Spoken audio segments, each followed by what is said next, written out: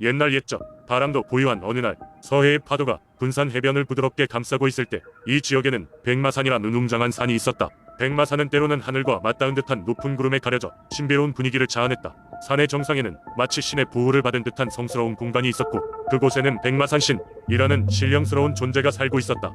백마산신은 하얀 말로 변신할 수 있는 능력을 가진 신으로 언제나 하늘을 자유롭게 날아다니며 이 지역을 지켜주었다. 사람들은 백마산신을 두려우면서도 존경했으며 매년 초봄이면 백마산 정상에서 제사를 지내어 풍어와 안녕을 기원했다. 백마산신은 또한 길 잃은 이들에게 길을 알려주거나 파도 속에서 위험에 처한 어부들을 구해주는 일도 잊지 않았다. 어느 해 봄 특별히 강한 태풍이 서해를 휩쓸고 지나가고 있었다. 높은 파도가 밀려오고 바람은 사나운 짐승처럼 울부짖었다. 사방이 칠흑같이 어두워지고 하늘은 번개로 뒤덮였다. 이때 굳건한 마음으로 바다로 나가려던 어부들은 두려움에 빠져 있었다. 번개가 바다를 내려찍을 때마다 그들은 백마산신을 부르며 도움을 요청했다. 백마산신은 자신을 부르는 간절한 목소리를 듣고 바다로 날아갔다. 그의 하얀 말 모습은 천둥과 번개 속에서도 선명하게 빛났다. 백마산신은 거대한 파도를 따르며 어부들의 배로 다가갔다. 그는 자신의 모든 힘을 다해 바람을 잠재우고 파도를 잔잔하게 만들었다. 어부들은 백마산신의 인도로 무사히 항구로 돌아올 수 있었다. 태풍이 지나간 후 군산의 사람들은 백마산신에게 큰 감사의 마음을 표현했다. 그들은 높이 솟은 백마산을 더욱 성스럽게 여겼고 해마다 더 성대한 제사를 올리며 백마산신의 무사와 행복을 빌었다. 백마산신의 전설은 이후로도 세대를 거쳐 군산 사람들의 가슴 속에 크게 자리 잡았고 이 이야기는 마을의 노래와 춤 속에 늘 함께했다. 백마산신은 지금도 변함없이 군산의 서해와 백마산을 지키고 있다고 전해진다. 그의 전설은 별과 바람이 춤추는 밤마다 살아 숨쉬며 군산의 바다를 항해하는 이들의 마음에 안전과 용기의 불빛을 밝혀주고 있다. 두 번째 이야기, 강릉에는 경포대라는 아름다운 호수가 자리잡고 있다. 이 호수는 강릉의 젖줄과도 같은 역할을 하며 많은 이들에게 시원한 쉼터 아물의 풍요로움을 제공하지만 그 뒤에는 오래된 민속신앙이 숨겨져 있다. 옛날 옛적 강릉에 한 마을이 있었다.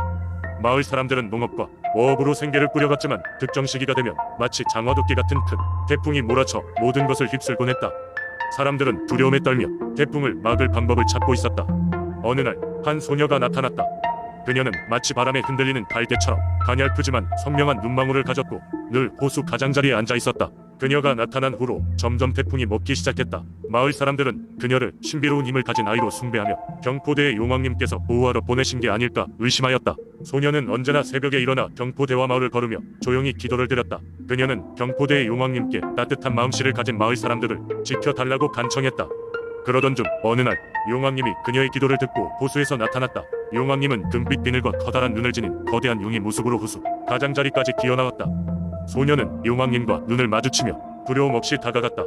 그리고 그는 용왕님께 마을 사람들에게 더 이상의 재난이 닥치지 않도록 도와달라고 정중히 요청했다. 용왕님은 소녀의 간절한 마음과 용기를 감동받아 앞으로 마을이 항상 평안할 수 있도록 바다와 하늘의 신들에게 간청하겠노라 약속했다. 소녀 역시 매일같이 기도를 드리며 용왕님이 약속을 지켜주시기를 바랐다. 그로부터 강릉에는 다시는 큰 태풍이 몰아치지 않았고 경포대는 늘 고요하고 평화롭게 빛났다. 소녀는 마을 사람들로부터 귀한 존경을 받으며 서서히 자라났고 그 이야기는 입에서 입으로 전해지며 경포대의 전설로 남았다. 마을 사람들은 매년 그 소녀가 용왕님과 만난 날을 기념하며 경포대에서 축제를 열고 용왕님께 바치는 제사를 올린다고 한다. 그리하여 강릉의 민속신앙은 세월이 지난 지금까지도 이어져 오고 있으며 마을 주민들의 평안과 번영을 지켜주고 있다. 세 번째 이야기, 옛날 옛적 경상남도 김해의 울창한 산속에는 신비로운 이야기가 전해 내려왔다. 이 이야기는 산신령과 도깨비가 함께한 전설적인 우정에 관한 것이다.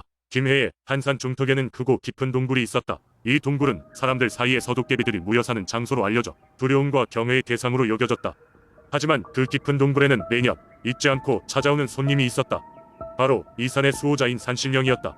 산신령은 언제나 지혜로움과 인자함으로 널리 알려져 있었다.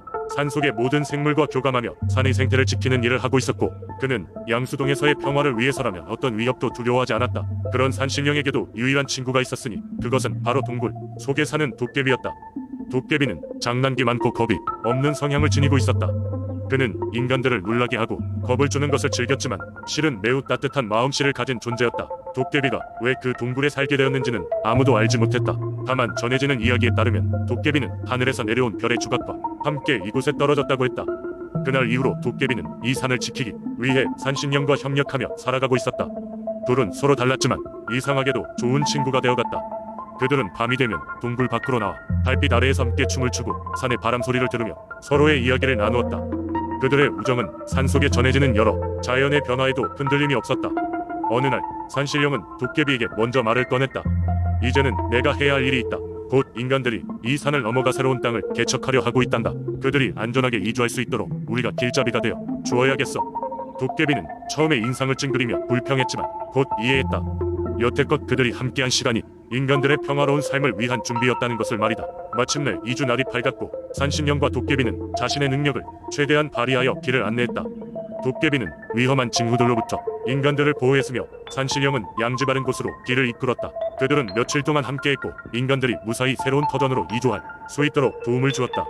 인간들은 그 험난한 여정 후에야 산신령과 도깨비의 존재를 알게 되었고 그들을 경배하며 감사의 마음을 전했다. 그날 이후로 김해 사람들은 산신령과 도깨비의 이야기를 전설로서 자손들에게 전해주며 그것이 오늘날까지 이어져 오고 있다.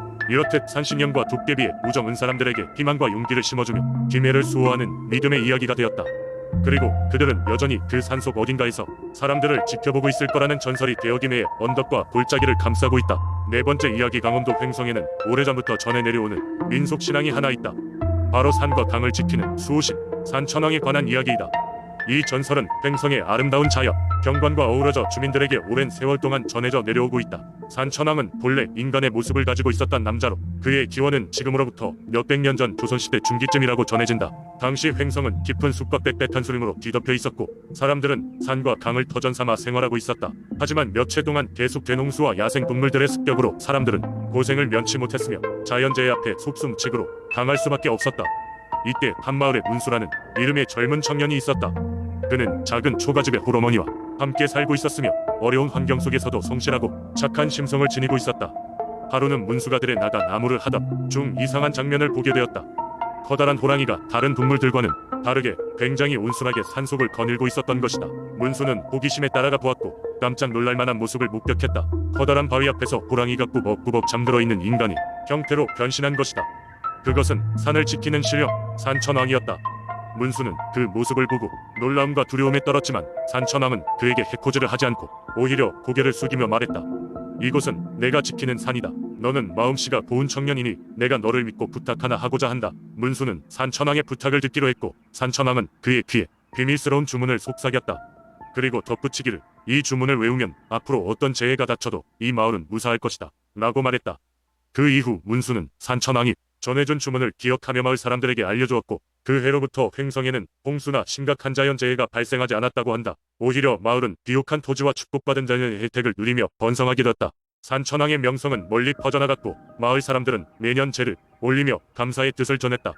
시간이 흘러 문수는 할아버지가 되었고 그가 처음 산천왕을 만났던 날의 일화는 대대로 전해지면서 오늘날 횡성이 민속신앙의 한 부분이 되었다. 산천왕에 대한 이야기는 풍요와 안전의 상징으로서 마을 사람들에게 중요한 정신적 기반이 되었고 지금도 횡성을 방문하는 사람들에게 신비로운 매력으로 다가가고 있다. 다섯 번째 이야기, 오랜 옛날 대구의 작은 마을에는 무성한 숲이 둘러싸고 있는 커다란 고택이 있었다. 이 고택에는 윤씨 가문이 대대로 살고 있었고 그들은 마을 사람들로부터 존경받는 위치에 있었다. 윤씨 가문은 특히 성주신을 모시고 있었는데 성주신은 집안의 평안을 지켜주는 신으로 여겨졌다. 매년 음력 3월 윤씨 가문에서는 성주신 제사를 성대하게 지내며 마을 주민들을 초대했다. 이 행사는 마을의 주요한 축제 중 하나였고 주위 마을 사람들까지도 참석하여 성황을 이루었다. 어느 해 윤씨 가문에서는 여느 때처럼 제사를 준비하고 있었다. 그러나 그 해는 비가 잦고 연례 행사마다 갑작스러운 비바람이 몰아치곤 했다.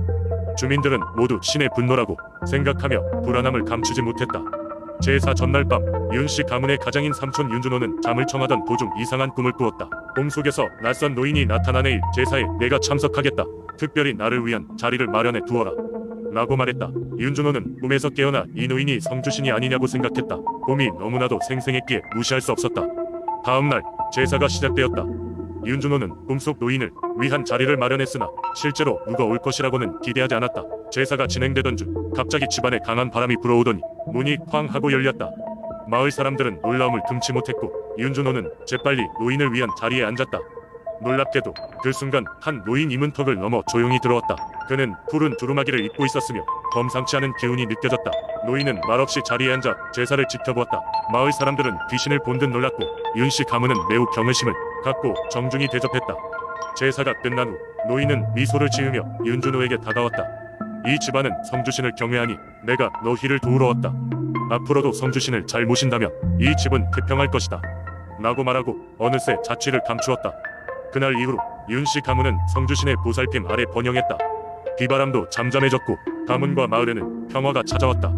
주민들은 이날을 잊지 않고 성주신의 신령한 은혜에 감사를 표하며 매년 더 성대하게 제사를 지냈다. 대구의 이 작은 마을은 성주신의 전설로 인해 더욱 유명해졌다.